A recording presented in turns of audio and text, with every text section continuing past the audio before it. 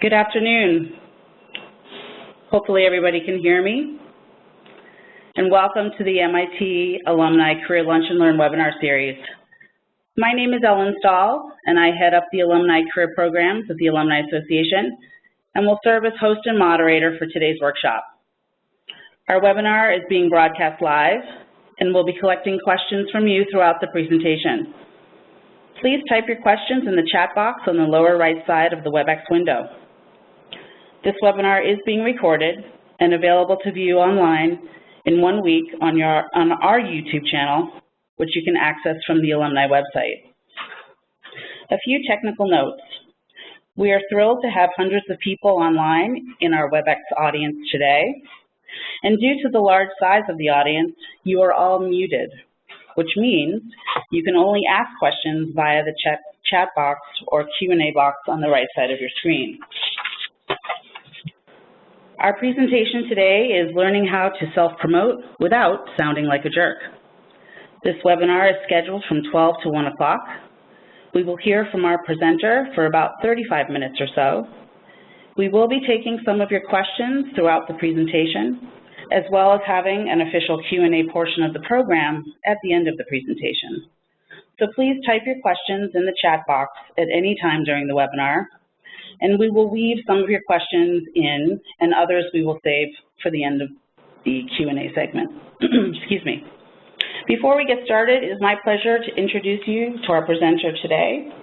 We are grateful and fortunate to have with us Bruce Kasanoff. Bruce is a social media ghostwriter who pens business and technology articles for leading executives and entrepreneurs. His strength is simplifying complex topics and making them engaging. He is also a social media pro and LinkedIn influencer with over 500,000 followers. He is a regular contributor to Forbes, and his work has also appeared in the Wharton magazine blog. He's also a Wharton MBA. Bruce is the author of our topic today, How to Self-Promote Without Being a Jerk, which shows people who hate to self-promote how to do so in an effective and palatable manner. The Chartered Institute of Marketing, the largest organization of marketing professionals in the world, cited Bruce in their inaugural listing of the 50 most influential thinkers in marketing and business today. He's practical, pragmatic, and always interesting, which you will experience today. Bruce has also been generous enough to provide our audience with a free digital copy of his book he will be discussing. Be on the lookout for that in your email inbox, along with the slides from today's presentation. Thank you sincerely for being with us here today. It's a real pleasure to have your expertise and perspectives for this program. Bruce, I hand it over to you. Thanks so much, Ellen, and thank you to everyone for being here. I really feel privileged to speak in front of so many of you. So here's what I'm not going to do today. I'm not going to give you some slick marketing slogans or bad marketing ideas or tell you how to take your company from 0 to 100 million in 5 years.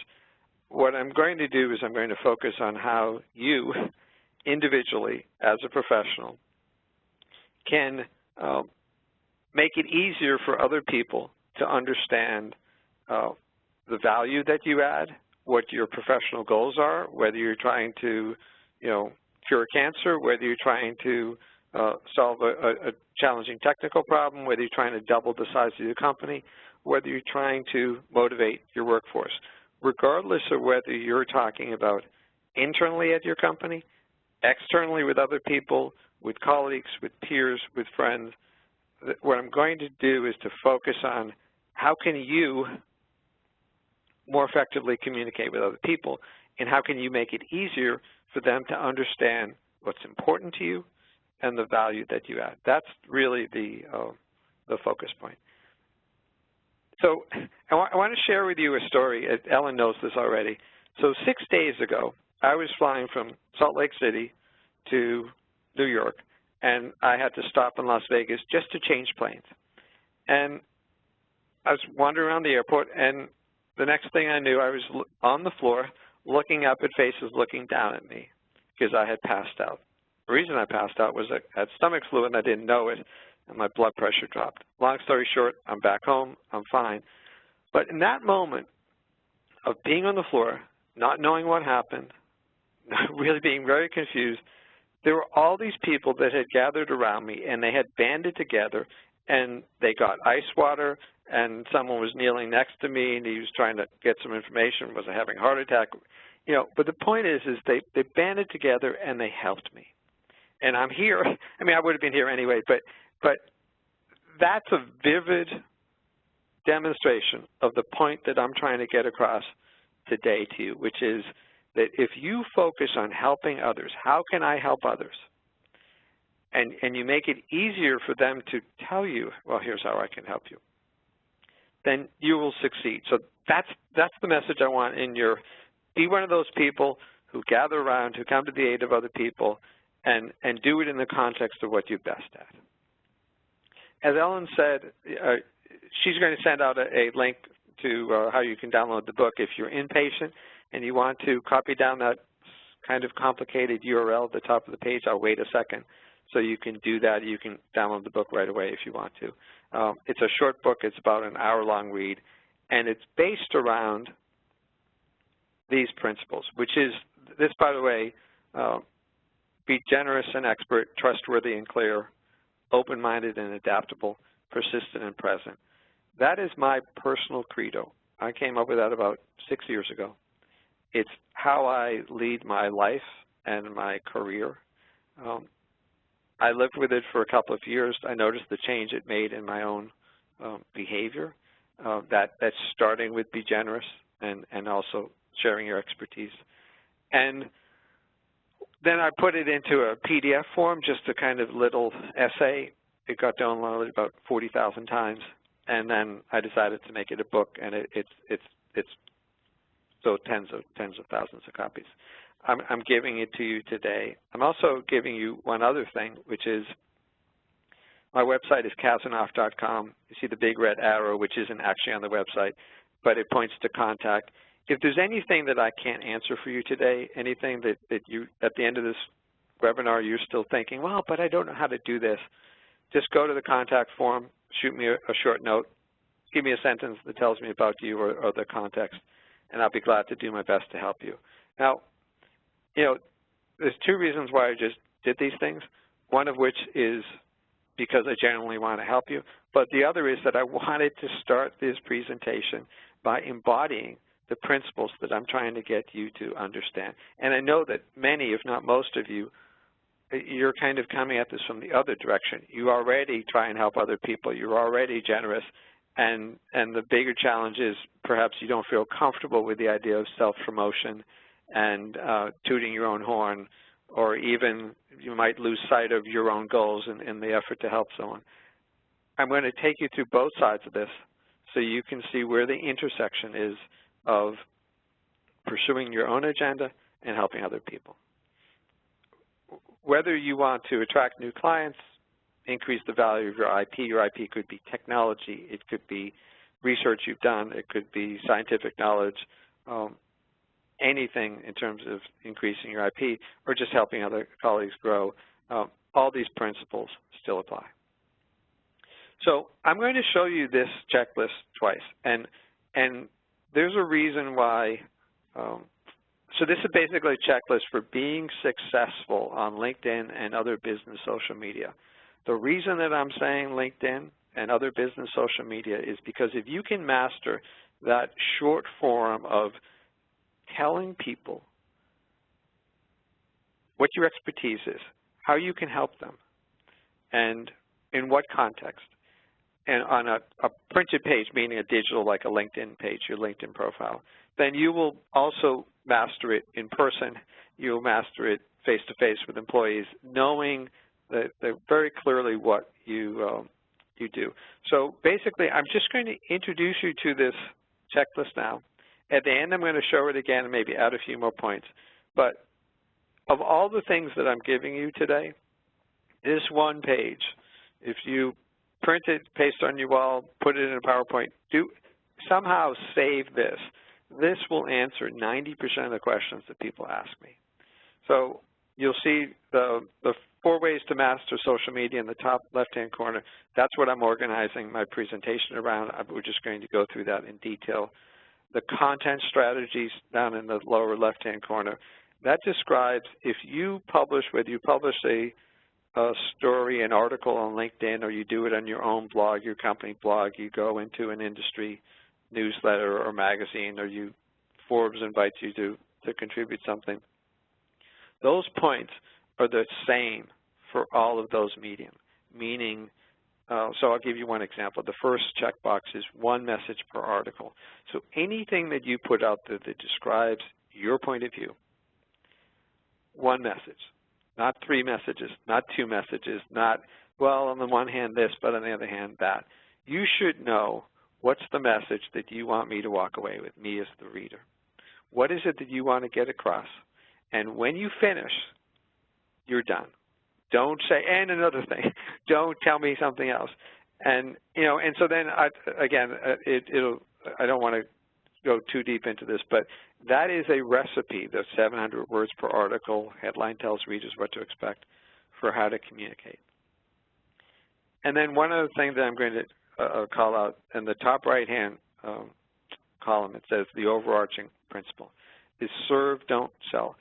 Anytime you put something out there, and especially on social media, or if you send an email to someone, or if you leave a voicemail, serve, don't sell means the first thing out of your mouth, the first thing from your fingers, your pen, whatever you're communicating in a video is something that's helpful to that other person.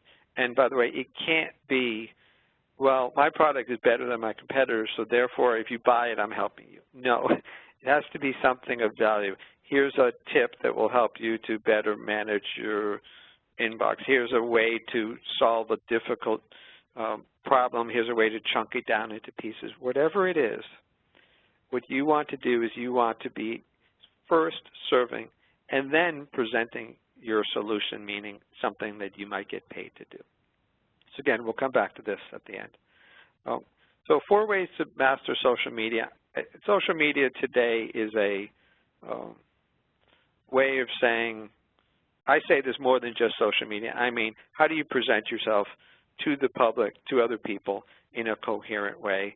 The same principles pretty much apply in person, but we're doing it in a social media context. And by the way, I talk about LinkedIn a lot. The fact is that in many industries, 4 or 5 years ago, a lot of people were not on LinkedIn. Today, even in the most obscure industries, scientific, financial, insurance, whatever it is, engineering, first thing people do when they come across someone new is they go to LinkedIn. So don't fool yourself that it's not important to you. It's important to everybody on this call. The first of 4 principles I'm sharing, kindness first. It sounds touchy-feely, but let me explain. Before you self-promote, promote other people. Do something for someone else. This is a picture. David Noor is a guy. I raised venture capital 20 years ago. The first thing I did was hire David Noor as the president of my startup. I've kept in touch with him for 20 years. He writes really brilliant things. You're going to see something from him later in this, a little bit later in here. And pretty much everything he writes, I share. Reason is because it's helpful to other people. So before you think about putting your own stuff out there, think about who you can help around you. So first 10 minutes of the day, this is what I do. I look around and I see who can I either introduce someone, to someone else who's wrote something interesting, shared something interesting, introduced a new product. How can I share that with other people? I do this in terms of my personal contacts. I also do this in terms of people on the edges of my network. You heard up front, I went to Wharton. Adam Grant is the youngest tenured professor at Wharton. I share his stuff. He then asked me to share Stu Friedman, who is another professor at Wharton, this article, a book that he wrote. And this article, The Worst Thing You Can Do in Your Career, I actually wrote an article about Stu Friedman because Adam Grant asked me to do it. And so I did it as a favor, but I tried to do it in a way that added value, meaning I tried to come up with a concept that both Stu and Adam and all the other reviewers hadn't thought of, and I came up with this idea of the worst thing you can do in your career. And 2 points, one of which is I was able to help him in a significant way, meaning Stu, about 250,000 people read this article. But the other is that by genuinely trying to add value, that is, share somebody else's work, help them, and do it in a helpful way, it benefited me. I got 250,000 people to read a post, which was higher than normal for me. And so there's an intersection of helping other people and doing something for yourself. So I just want you to, I'm going to pause for 15, 20 seconds. I said I do this kindness first, the first 10 minutes of every business day. I look around and I try to be generous, do something for other people. Why do I do this first thing in the morning?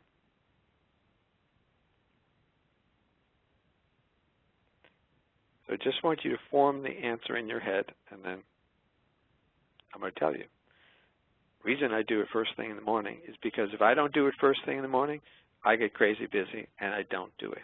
And by setting aside 10, 15 minutes first thing, I ensure that I start my day thinking about other people and giving myself a few specific, like I shared this, I introduced these people, and that changes the context of my whole day. So I would encourage you to do that. Second point, be provocative. So a couple of years ago, I got upset that companies were simultaneously having record profits and laying off people.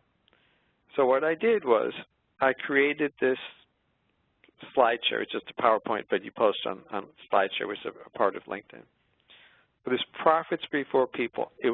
I said, if this is such a smart strategy, because that's what companies were saying, this is a prudent financial strategy, then they should advertise it. So I created a profits before people advertising campaign and invited companies to take any of the advertisements and use them. Obviously, I knew no one was going to do that. But my point was in a provocative, eye-catching way to get people to have an intelligent debate about, is it really fair, is it right to lay off people when you have record profits? So I'm not saying throw bombs. What I am saying is get someone's attention. So you can see this one generated almost 750,000 people watched it. You know, you can be right. You can have the right solution, but if you don't get someone's attention, it doesn't really mean anything. So I always think, and I would encourage you to do the same, of interesting ways to present what you have to say. So, for example, there's the saying, you know, don't give a starving man a fish, you know, teach him to fish and he'll have food for the rest of his life. I deliberately turned this the opposite way, said don't teach a starving man to fish, because I was trying to get the point about empathy, that if you find someone who's hungry and desperate, don't start lecturing that person. First, give them a good meal, give them clean clothes, let them clean up, and then when they're ready to absorb it, give them the lesson. All of this I'm not telling you to be someone you're not. I'm not telling that you should change your opinions. I am saying that you should think of provocative, interesting, but intelligent ways to share what you have to say.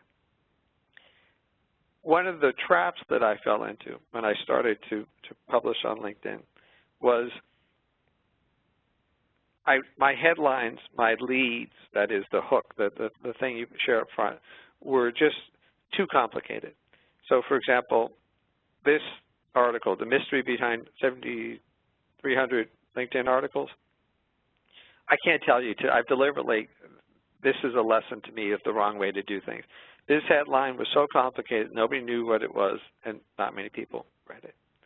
So you have to make sure that, you know you're very talented in your space. You have a depth of knowledge in your space.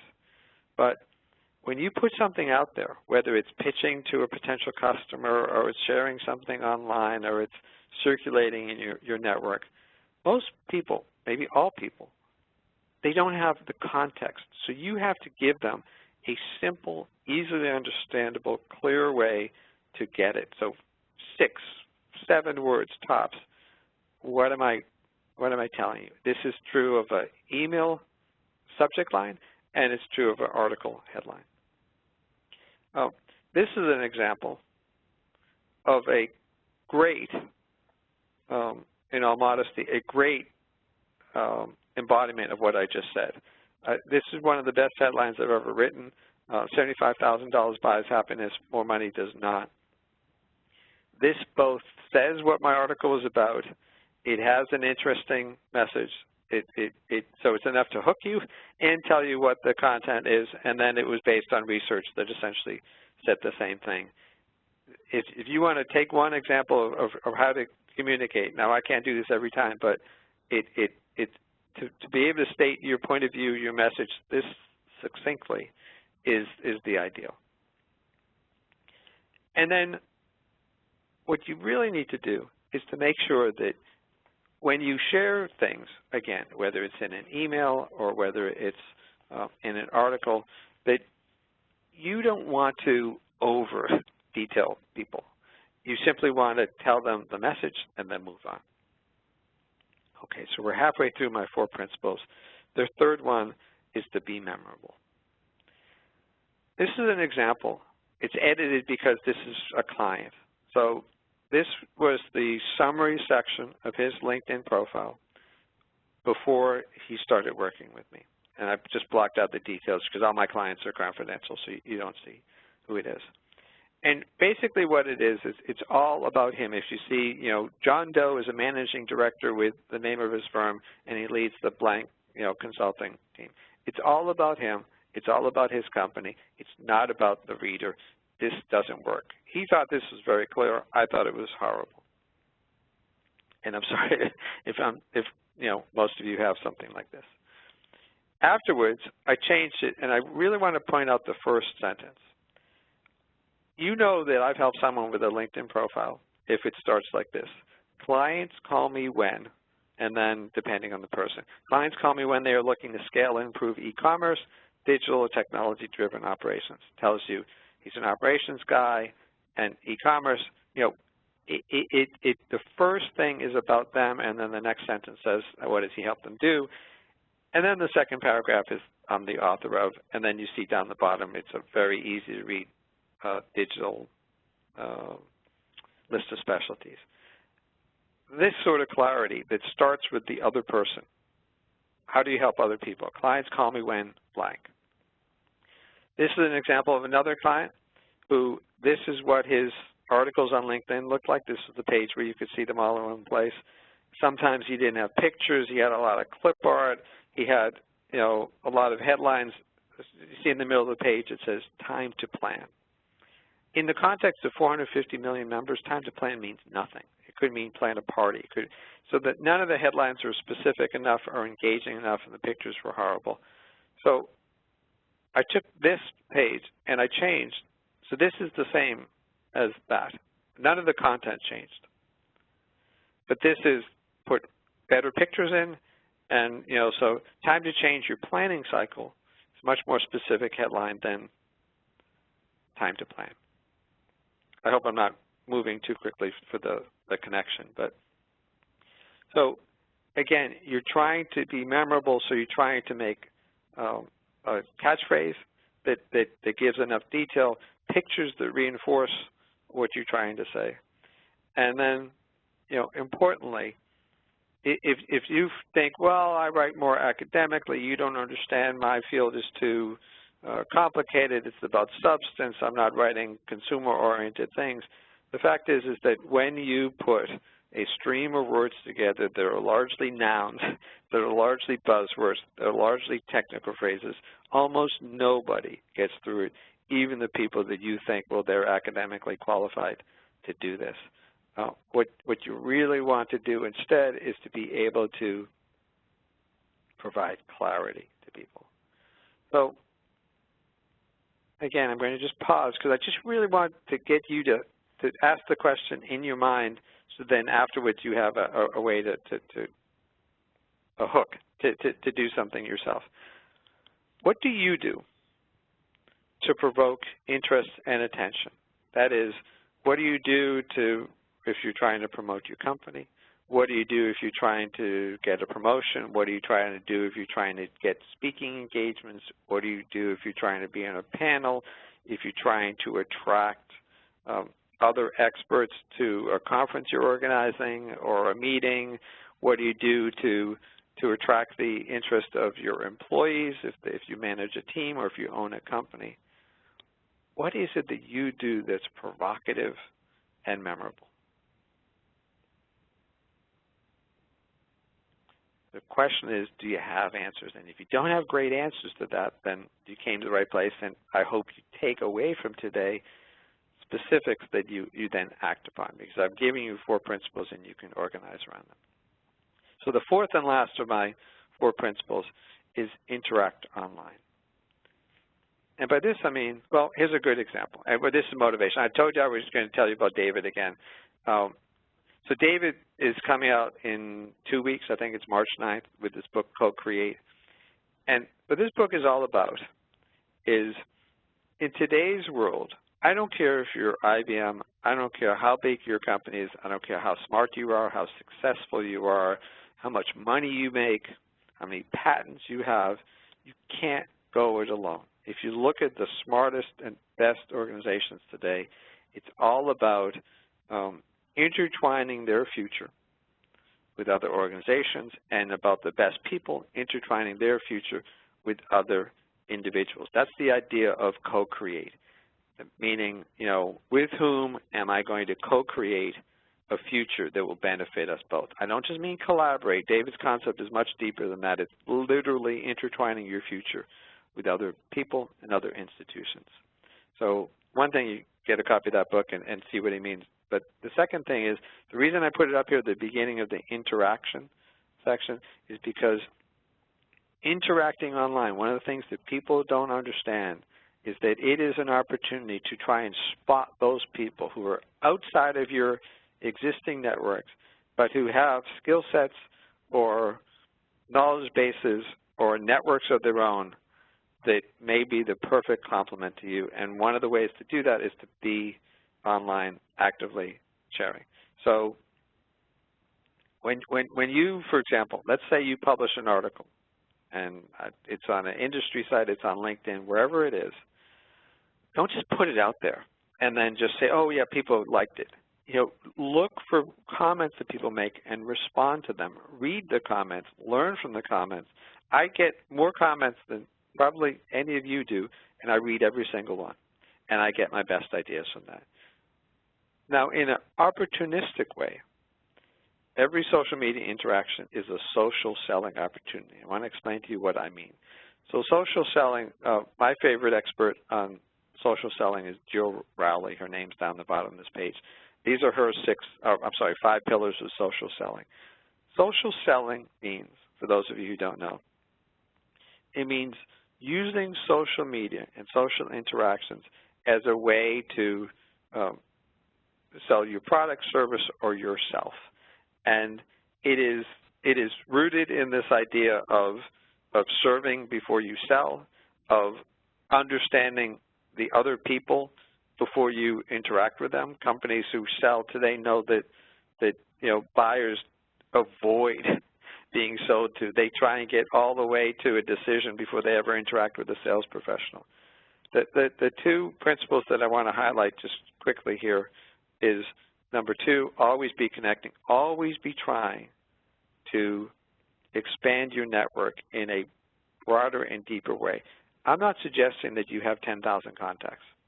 I'm suggesting that you meet other people that you really want to know and that you potentially could co-create a future with. You're looking for the gems, not just more people.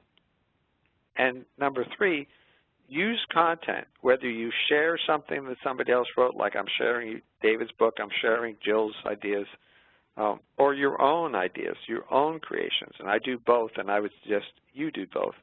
But use those as a way to engage the attention of other people and to get them to understand, wow, you're really smart. You have something. So, for example, maybe you work in one industry and your ideas have not cross-pollinated to other industries. Well, they're not going to in your existing network, but if you go online and you look for ways to help people in new industries, you'll find that that's how you get potentially disruptive in a good way ideas, new relationships, broaden and deepen your network. So it can be as simple as starting to tweet, do an update, share something. It can be as simple as taking up the habit of emailing something to specific people saying, hey, I saw this book, I thought you would like it. I saw this speaker, this consultant might be able to solve your problem. But thinking, again, in the helping other people mindset. One of the things that I do on the top left is I just did this little update saying which is more important, competence or confidence. You can see the people who voted. There were, in a little tiny box, it shows 426 comments. I took those comments, I read every single comment, and then I used those comments to create an article, which is what you see down in the bottom right-hand corner, that was based on what, so I actually was able to develop helpful, useful content based on the opinions that people share with me online. 100% this was created online. So the right way to self-promote: kindness first, be provocative, be memorable, and interact online. Now, this is going to take time. People think that, okay, well, I'm going to write my article and now we're going to get 10,000 people to read it. That's not going to happen unless you're already famous. But over time, you have to teach whatever. So there's organic reach on social media, which means that only a percentage of your network actually sees the things that you post. You have to train any network you interact with about who matters, who cares to you, who actually wants to see your stuff. Over time, the system learns who cares, and you get bigger reach. And sometimes you see the lower peaks. You get really, something really good happens. You get every now and then, I get 5,000, 10,000 people, and every now and then I get some of the big numbers you've seen here. And then finally, I'm back to this spreadsheet. I want to just point out a couple of things, and then we'll open it up to questions. On things like you see in the right-hand column, LinkedIn profile, which all of you should take a look at and say, is this really never mind being self-promotional, does it accurately and in a highly interesting and engaging and concise manner say what it is you do best? For example, their tagline, the words right under your name at the top of the page on LinkedIn. Some people call it the headline. If I know nothing about you, I don't know your industry, I don't know where you come from, I don't know your job level, I don't know anything, do those 3 to 10 words tell me enough about you to attract my interest? So, for example, if you say engineer, that means nothing. That could mean, how many types of engineers, what industry, are you starting your career, are you ending your career, what category? If you say owner, McGee Anderson, it means nothing unless I already know McGee Anderson. You have to be able to say this in a way that if I have zero context, it still means something. Most people don't have a good summary. It doesn't have the way I talked about earlier, clients call me when. Start off with telling people how you can help them before you can say how I can benefit. What I've been trying to get to you to understand quickly today is the more you can have be interesting, be engaging, and be concise, the more successful you will be. I've kind of rushed through this. There's a lot to do in one section. I want to leave time for questions. But like I said, you go to Kasanoff.com. If we don't get to your question by the end, just use that contact form, and I'll be glad to help you. And Ellen, do you want to start to share some questions? Definitely. Great. Thank you so much, Bruce. So I have lots of questions. I guess there have been a couple of folks that have asked if you feel, in your experiences, the rules for men and women, if they've been different. Some people have written that they feel that they are decidedly different. And can you please offer some advice on your perspective, specifically for women, in terms of promoting yourself? I think that there are differences in the way that people interact online and what, I mean, it's a loaded, difficult question to answer. There are some disturbing things that you see. You see women on LinkedIn getting propositioned. You know, I've never been propositioned in a decade on LinkedIn. So yes, you have to be somewhat sensitive to that. But I don't really think in terms of how you conduct yourself that it's different. Meaning that clarity matters. I don't care whether you're a man or a woman. To be, I mean, to be engaging, to be interesting, to be memorable, those are all the same things. To have an understanding of context, all the same thing. And so I just think that, with anything online, you want to be a little bit careful about you don't know the other person. You don't know, whether their intentions are good or bad. And so, I mean, I've run across really bad people online too, and you just have to, if it gets bad, you report them, and if not, you just move on. Okay. How can you be generous without getting taken advantage of? For example, how do you avoid having other people take credit for your work in your generosity to help others and share your ideas? I used to worry a lot more about people taking credit for my work than I do now, and I have greater reach than I used to have. Because the fact is that, I mean, look, if you have a scientific formula, you should protect it legally. If you have, things like that, you want to be. But in terms of online, usually people have the opposite problem, which is that they have the problem that they're not, the people they could help, the people they would like to work with, are not aware of you. They're not aware of what you can contribute. They're not aware your ideas are relevant. And that's a bigger problem to most people than that someone else is stealing or taking credit for your work. And I find all the time, if you Google my name, you'll see that people have taken my articles and they pasted them to their own site.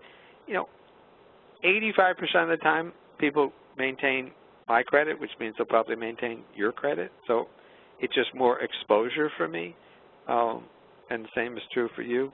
Occasionally, someone just outright steals something. When I come across that, I tell them, take this down, and 9 times out of 10, they take it down. The point is that the upside is much higher than the downside is a negative.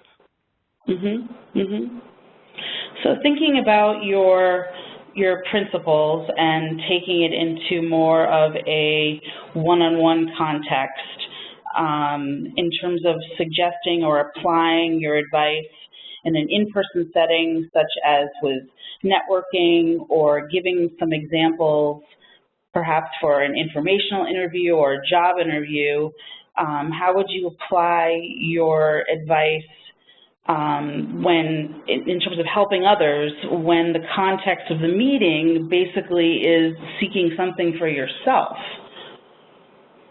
Well, so in almost any interaction, trust and credibility are essential and should be way up high on your list of things to accomplish, and that does not change in person versus online.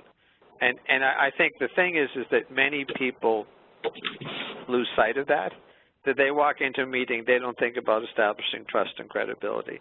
And they also walk into a meeting and they don't have the one thing they want to get across. And if you're in a half-an-hour meeting or an hour meeting, it might be you want to get 2 or 3 things across, but still they don't know what that is.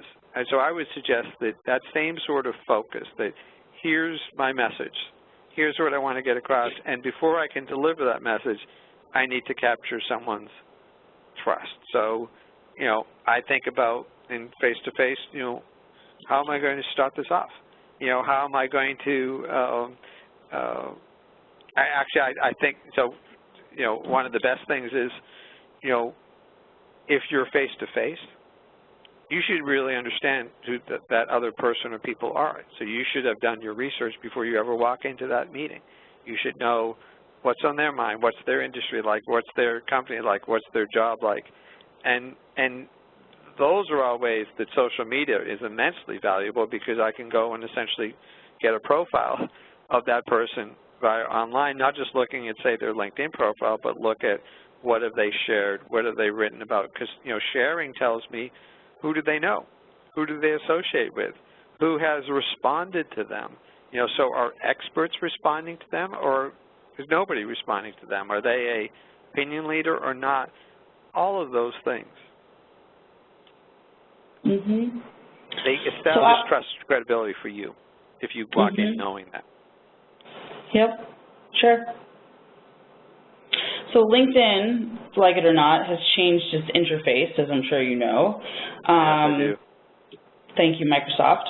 And what it shows in somebody's summary section, I think maybe over the last 2 months. So are there any sort of new ideas or suggestions you have on how to promote yourself on LinkedIn, given the new interface and changes that have been made? Any sort of new ideas that you've come up with? Well, so yeah, it's first of all, they've changed it. There's some things that they realized that they shouldn't have changed, and they're going to change some of them back. So they're still, that's good. It's a work in progress. I think that, you know, some things got better and some things got worse. But what is, I would say the fundamental thing that's happened is it's made clarity and conciseness more important, that you see the top of certain sections now. So, for example, you have to expand the summary section. So when I said, you know, clients call me when, that becomes even more critical in the context of the new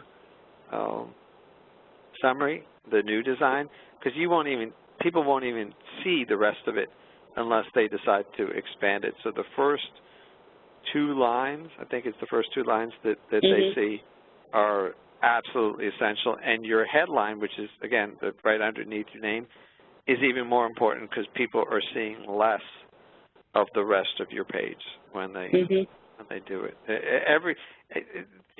All of this is a reaction, by the way, to the fact that we are deluged with so many people and so much information coming at us, and clarity and focus becomes increasingly important. And also being interesting, that if you have 1 or 2 lines, it's got to be something interesting.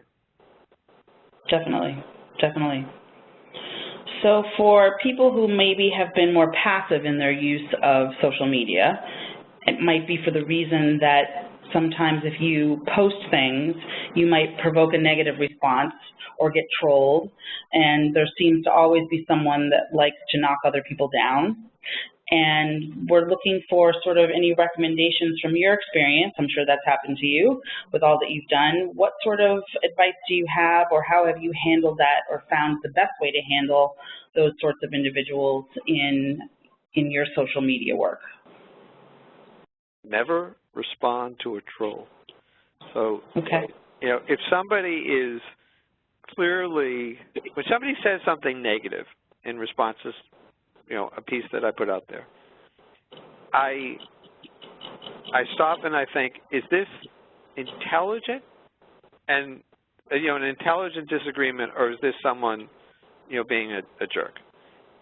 If it's intelligent disagreement, I welcome that. And in fact, that could be the best possible outcome. When somebody raises objections publicly in an intelligent manner, it gives you a chance to address other people who have similar objections but who haven't been, you know, willing to raise them, because it takes some courage to do that. And so that's the best possible thing. Like the worst part about this webinar is that I can't see each one of you face to face, so I don't know, or your head's nodding or not, and you know, that sort of feedback is immensely valuable. On the other hand, if somebody is just trying to provoke you, trying to say, well, you're racist, you know, and there's nothing racial about what you said, ignore those. Never respond to those. And you know, there's a part in your head and your gut that's going to want to say, well, that guy, you know, I'm going to tell him. No. First of all, 9 times out of 10, other people know that person's a jerk.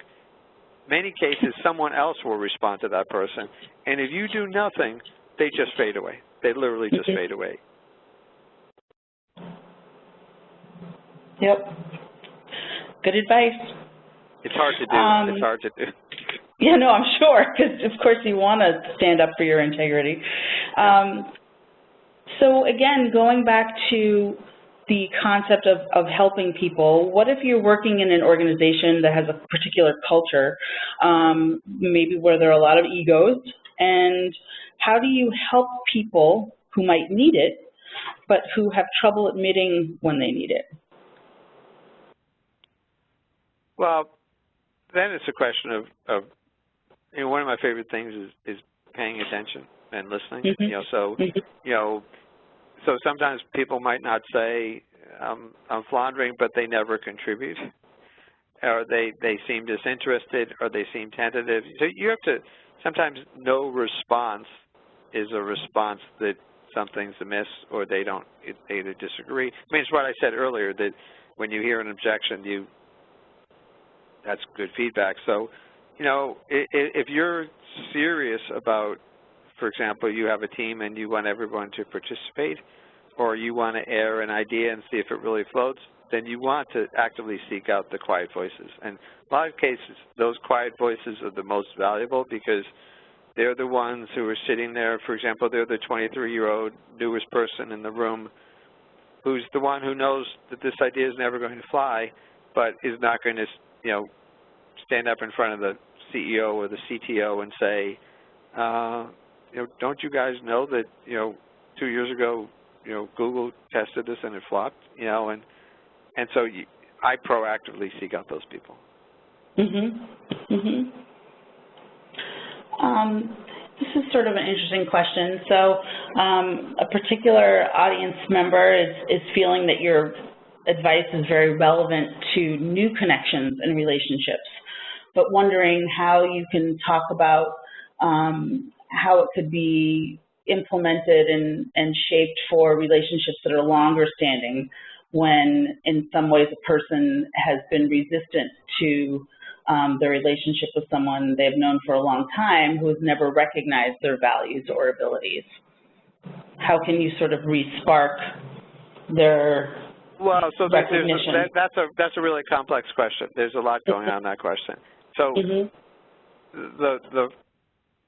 the first part of it, so I shared David Nour's book in this, webinar. I've known David for 20 years, and in recent years our relationship has gone closer because of social media. So there's many ways to deepen relationships when you have broader reach and global reach that's instant, which is what social media is right now, and even email and phone is too. Sure. In terms of,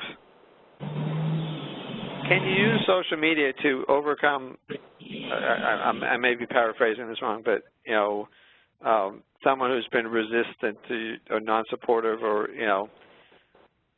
I don't know. I mean, that might be over my pay grade.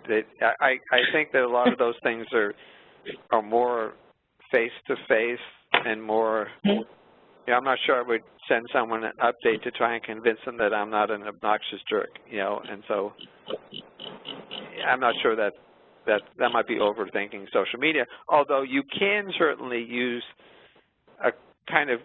you can heat up an old relationship through the kindness first approach I started with, by saying, starting to show respect. I did that actually with a person who I had a falling out with 15 years ago, and I wrote an article, and I cited him as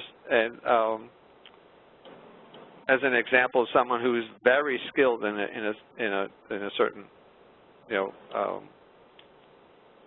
niche, basically. I mean, it was highly complimentary, and I did restore the relationship. Then he invited me to lunch. We had a really nice talk over lunch. We kind of buried the hatchet. So there are instances that you can do that. I would just be cautious about, completely ignoring the interpersonal face-to-face. Right. So this seems to me like a very good alumni question for MIT regarding social media, which you may or may not know, but I'm going to throw it out there. So what is the ROI on social media promotion? It takes a lot of time and effort to write articles, for example, and even when you get a ton of views, it may make no difference to your business outcomes. Do you know of any research that establishes a rule of thumb, such as you need X many views per customer to make it worth your while? Okay, so I have a couple of things about that. One of which is I get 100% of my business, aside from referrals from current clients, from social media. I do zero selling. I never, ever, ever call someone and say, or email them and say, would you like to hire me? It all comes from social media. So you're talking to somebody whose business is completely dependent on social media. And a number of my clients, I wouldn't say they're quite 100%, but they get, I have a lot of speakers who are clients. They get significant number of speeches from social media, and I've had people raise money, thanks to a contact online, and so but the format of the question, I don't mean to criticize the questioner because I completely get the question, but it's not direct marketing. It's not. There's a formula that tells you that this number of views translates to this number of clicks, translates to this number of conversions. That it is much more personal than that, and you must understand that it is. Social media fundamentally is people interacting with people. If you try to systematize it, you will miss the value of it. Now, that said, if you hire a writer, you hire a publicist, you hire whatever, and you spent $10,000 and you've never got anybody to read your article, something's wrong. If you post every day and no one ever responds, something's wrong. But you want to think about, and the last thing I'll say is, it's usually it's messier than other mediums, meaning that every day, virtually every day, I open my email and someone's asking, would you work with me? And yet, I usually, and I know it came from an article, for example, but I usually don't know. It's not like, again, like direct marketing where there's a source code and I know it came from Tuesday's article. I know that when I have big, response to an article, that the next week I'm going to get more inquiries, and I know if I'm quiet, if I go on vacation for 2 weeks, that it kind of slows down. But I don't try and track to one. I just think, is the response I'm getting way more than the work I'm putting in? And in my case, the answer is always yes, and so I just keep doing it. Thanks. So for folks that are thinking that this might be, okay, I'm going to try this, managing time to keep up with social media can be, a burden for those who don't have it integrated into their normal workflow, and can seem overwhelming doing that in addition to getting your work done. Any suggestions on how people can slowly start to integrate it into their day so that it doesn't seem so overwhelming? Yeah, I would suggest that you carve it's like my kindness first 10 minutes of the day. If you want to write, let's say you want to write one article a week. Well, you figure out a pattern that, on Sunday nights I write an article. I get an idea during the week. I write an article on Sunday night. I publish it Monday night. But then, and here's the important part, so that all can be in very discrete time blocks. But then, Tuesday and Wednesday, most things are about a 2-day cycle. You actually have to set aside, 5 minutes every couple of hours to read the comments and respond. That's the part that most people skip, and that's the least structured time. Don't be checking comments every 2 minutes. That's just ridiculous. But before your meetings start in the morning, before you go to lunch, when you take a break at 4, check and respond to comments. And only when you have something active out there does it require that kind of, I better check again. The rest of the time, then you go back to Sunday night, write an article, Monday night publish it. So it's like anything else. You're just simply saying, I need to make time to put something out. And people who get active on it, they might do something like my kindness first serves as a way, I kind of killed 2 birds with one stone. By looking for things to share, I'm also kind of briefing myself on what's going on. So it gets pretty efficient. Put it this way, I am way more active on social media than probably anyone on this call, and I still, I maintain a family life. I have a lot of clients. It doesn't. People overstate how much time it takes. And where do you feel that Twitter comes into the equation? Is that something that you've used as well? Right. Twitter, I am a Twitter failure story, meaning that I think Twitter works for specific types of circumstances. For example, Twitter and sports is a great combination. Twitter I've never really understood for my own and most of my clients' activities, because it's like a fire hose. If you're not paying attention at the time that the tweet comes out, it's kind of, it goes right past you in the stream. I think, so for example, LinkedIn's updates, which, if you just kind of, it's the equivalent of Twitter, but it's on LinkedIn, is way more persistent, meaning if people aren't online when you update on LinkedIn, they'll see it when they sign in. It's much better than Twitter. So I only put things on Twitter basically so that if somebody looks me up on Twitter, they find me, but I've never figured it out.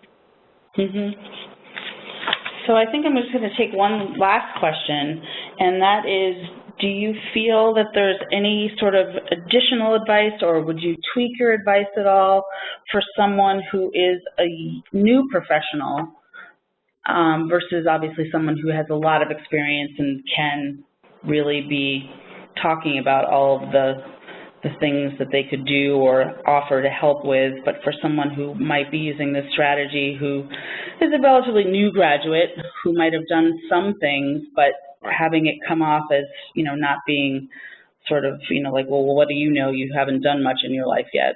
How can they use that? Right. So I think that what people are looking for and what your value add is, regardless of whether you're new or, old or in between, is, I should say experience, is your way of thinking. So you can, if you're brand new in an industry and a job, you still have a unique perspective that you can apply to other things that people write, to subjects that come up, to topics breaking in the day, or what you're focused on in your first year. And by sharing those, I mean, no matter who you are, there's an audience. If you're 6 months into your career, you can be sharing advice to people who are about to start at your company or at a company like yourself. If you're the new person in your organization, you can be sharing a fresh perspective on how things work. If you're feeling like you're halfway between the college student days and the work life, you can write a personal essay about making the transition. Anything that brings out the genuine sense of you in the context of what it is that you want. This year I just want to establish myself as someone who can add value. Well, fine. So just write short, focused things that somebody else finds interesting. I mean, it's really applying your logic, your way of thinking, your history to topics that people care about. Great. Thank you so much, Bruce. This has been a really excellent presentation. It's a program I've wanted to do for a long time, so thank you so much for your time and for presenting to us today. Just a reminder that we will be sending out the slides along with a link to Bruce's book later this afternoon, so please check your email inbox for that. And another reminder that the MIT Alumni Virtual Career Fair is happening on Friday, May 5th. Registration for alumni is open for that now, and you can find a registration link on the MIT Alumni website. Thanks, everyone, for joining us this afternoon.